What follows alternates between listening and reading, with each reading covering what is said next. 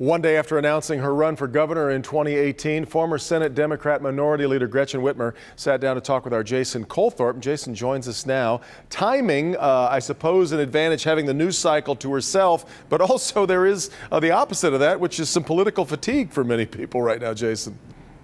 I know we all missed the campaign season, didn't we, Devin? Let's get right back into it again. Talking a long time here. She is the first candidate on either side to file and announce her intention to run for the governor's office. And that means 22 months of navigating a Democratic primary, and if she wins that, the general election.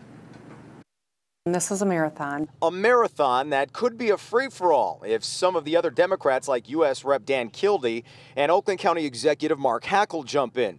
So how does it benefit the state to elect a Democrat when Republicans are in charge in both Lansing and Washington?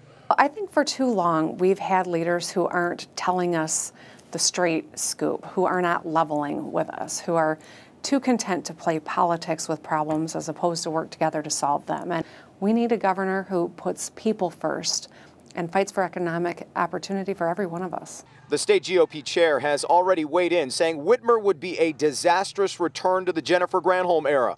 But without verbally distancing herself from Granholm, the East Lansing Democrat compared her style to a former Republican governor. I've served with 3 different governors. There was one who was head and shoulders, had more skills coming into office, and it was John Engler. I spent 14 years in the Michigan legislature. I did my share of battles with this governor, but I also found common ground with him to get things done, and I know how to work with people on both sides of the aisle. Governor Rick Snyder signed a $617 million bailout package for Detroit public schools last year, but some say it didn't go far enough.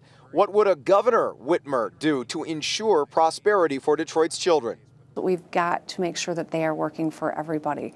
And that goes for every school that's operating in the city of Detroit and in every community across the state.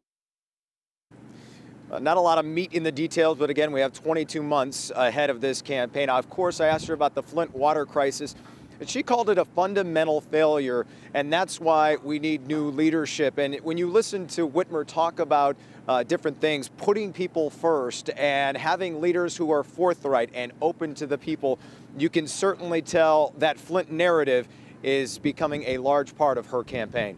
We're live downtown tonight. Jason Colthorpe, Local 4. Well, Jason, with it being an open seat, so they'll be scrapping on both parties, both sides of the race, and coming out of the campaign we just saw, I'm assuming she's expecting maybe a nasty campaign ahead. Yeah, I think she's looking to see who gets in the race, and we talked about different scenarios as of how this plays out and what the Democratic field could look like. And I also said, are you going to be able to stay above the fray if this gets nasty like, you know, the national campaign we just saw? And she said right now she's committed to taking the high road when things get ugly. Devin? All right, Jason.